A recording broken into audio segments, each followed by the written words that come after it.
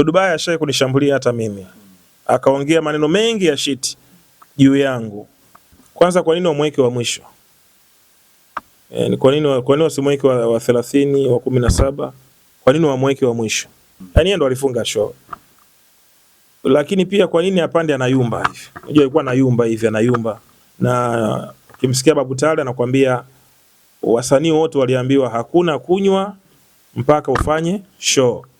Kimaliza kufanya show ndio unatakiwa sasa, kama unataka kunywa utakunywa na nini, ili uweze usiharibu pale mbele, kwa sababu ile show ndogo.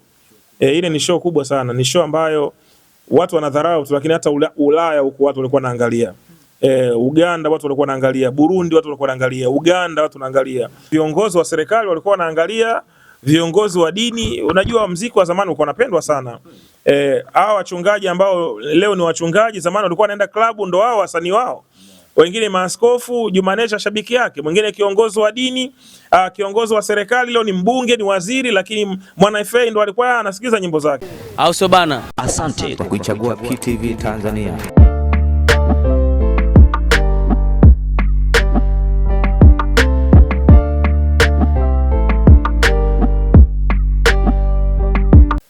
Miaka 30 ya Bongo Flava ilifanyika juzi tarehe 10. Wasanii wa zamani wa Kongo walikuwa pale, waliperform vizuri. Mr Blue, lakini pia Juma Nature, Kiroboto, Msitu wa Vina aliperform vizuri kabisa. Kuna msanii ambaye, kwanza tuzungumze, ulionaje kwanza hiyo miaka 30 ya Bongo Flava? Ile siku kwa kweli mimi sikuiangalia live, kwa sababu nilikuwa kuna mfanyabiashara mmoja hivi kutoka Katoro Geita, Katoro Geita, nilikuwa namfanyia kazi. Tulikuwa tuko baharini tunafanya kafara za kutisha kabisa, mambo ya kuchukua kiumbe. Kwa hiyo tulikuwa tunachinja ng'ombe 9 baharini.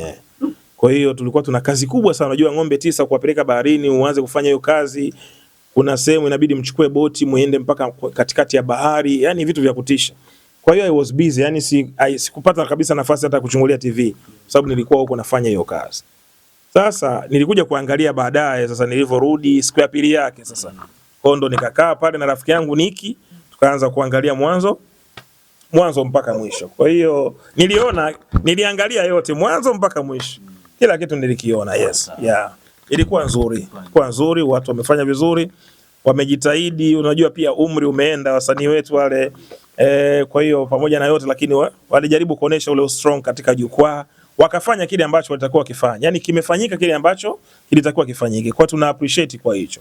Tusitake yule ndani ya pamba nyepesi, fuluki pupe fuluki yoyozi, ndani ya pamba nyepesi. Wakati huo nilikuwa sijaokoka. Wewe nisimbe vipi? Wewe unanifuatilia sana. Si nilikuwa sijaokoka sasa. Unaona bwana? Inspector Harold.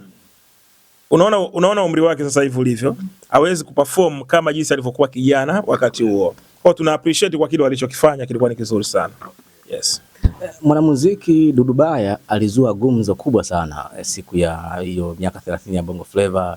Konki Master alipanda pale jukwani, alianza vizuri, lakini baadaye kama mambo yakaanza kwenda tofauti kidogo, akatukana pale, mambo yani kama yakaanza kuvurugika hivi. Maana umeona namna alivyozua gumzo, lakini pia mashabiki wamezungumza sana kwamba kwa nini Konki Master umekuwa hivyo, ama labda kale keupe umekapiga nini na nini, kwa sababu wasanii wenzake walienda vizuri kabisa na kila msanii amepiga show vizuri na amepongezwa, lakini kwake imekuwa ni tofauti kidogo. Unahisi kwa nini? Shtuka kidogo. Hapana, sijashtuka, lakini unajua kuna vitu vipo tu lazima vitokee. Kwanza, kwa nini wamweke wa mwisho? Ni kwa nini wasimweke wa 30 wa 17? Kwa nini wamweke wa mwisho? Yaani yeye ndo alifunga show. Lakini pia kwa nini apande anayumba hivi? Unajua alikuwa anayumba hivi, anayumba. Na ukimsikia Babu Tale anakuambia wasanii wote waliambiwa hakuna kunywa mpaka ufanye show. Kimaliza kufanya show ndio unatakiwa sasa, kama unataka kunywa utakunywa na nini, ili uweze usiharibu pale mbele, kwa sababu ile show ndogo. Ile ni show kubwa sana, ni show ambayo watu wanadharau tu, lakini hata Ulaya huko watu walikuwa wanaangalia. Uganda watu walikuwa wanaangalia, Burundi watu walikuwa wanaangalia, Uganda watu wanaangalia, Kenya wanaangalia, South Africa, yani Afrika nzima ilikuwa inaangalia kile kitu kinachoendelea nchini Tanzania, kwamba okay, hebu tuangalie hao wakongwe sasa nini ambacho wamekifanya. Nchi ilikuwa inaangalia. Nikisema nchi kwa maana ya viongozi wa serikali walikuwa wanaangalia, viongozi wa dini. Unajua muziki wa zamani ulikuwa unapendwa sana.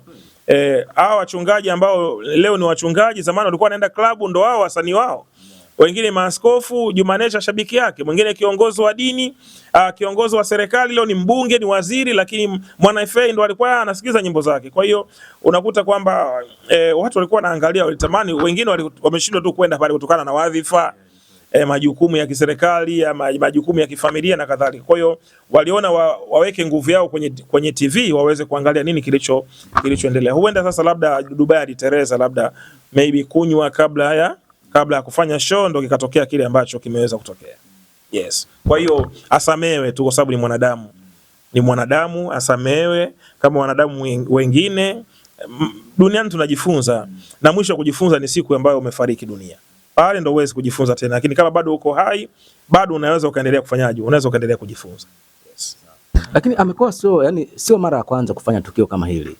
Ni muda mwingi Konki Master amekuwa akizungumza vitu tofauti kidogo kwenye mitandao. Anamsema huyu, anamsema huyu. Unahisi nani wa kumbadilisha Dudu Baya kwa hii hali alionayo sasa hivi? Dudu Baya ashaye kunishambulia hata mimi. Akaongea maneno mengi ya shit juu yangu. Lakini sijawahi kureact na sijawahi kumchukia kwa sababu tikiti bovu shabani kwako. Ndugu yako tu. Ni Mtanzania yule. Kwa hiyo mengine unayavumilia ni kwa sababu tu ni ndugu yako.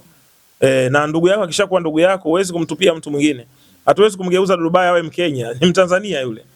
Kwa hiyo ni kwenda naye hivyo, katika familia hawezi kufanana. Huyu atakuwa hivi, huyu atakuwa hivi, huyu atakuwa hivi. Naelewa vizuri. Huyu atakuwa hivi, huyu atakuwa hivi. Mwisho wa siku wote ni familia moja. Na kama kiongozi lazima ubebe watu wote. Ukiwa kiongozi unataka kupendwa na watu wote, utajikuta unaumiza watu kwa sababu huwezi kupendwa na watu wote. Kwa hiyo mwisho wa siku tumuelewe Dudu Baya kama ni moja ya familia wa Tanzania. Kwa hiyo yale ambayo tunaweza kuyavumilia tutayavumilia, atakayeweza kutufurahisha tutayafurahia, yatakayeweza kutuumiza tutaumia. Atakapovuka mipaka tutaambia bro, hapa umevuka mipaka, rudi kidogo. Tunaenda naye hivyo mpaka safari ya mwisho tutakapofika. Yes. Rais alipataje ujasiri wa kusema kwamba sitaomba msamaha kwa mtu yoyote wala chombo chochote? Sasa sio mara yake ya kwanza kusema hivyo. Huwa anasema hivyo, alimwataki hata Profesa J, baadaye akasema nilikuwa nimelewa. Kwa hiyo huenda pombe sitaisha, ataomba msamaha au yataisha. Narudia pale ni ndugu yetu, tumvumilie. Yes. Okay. Ngoma zake kuna moja ya ngoma unaikubali ya Konki Master? Nakupenda mpenzi usiyependa nakupenda mpenzi usiyependa tikita shauri wako. Sasa siku hizi imekuwa na limwili likubwa hata siwezi kucheza tena. Lakini ni moja ya ngoma ambayo ilitikisa na ilimjulisha, yani Dudu Baya lazima useme nakupenda mpenzi usiyependa hivyo ya.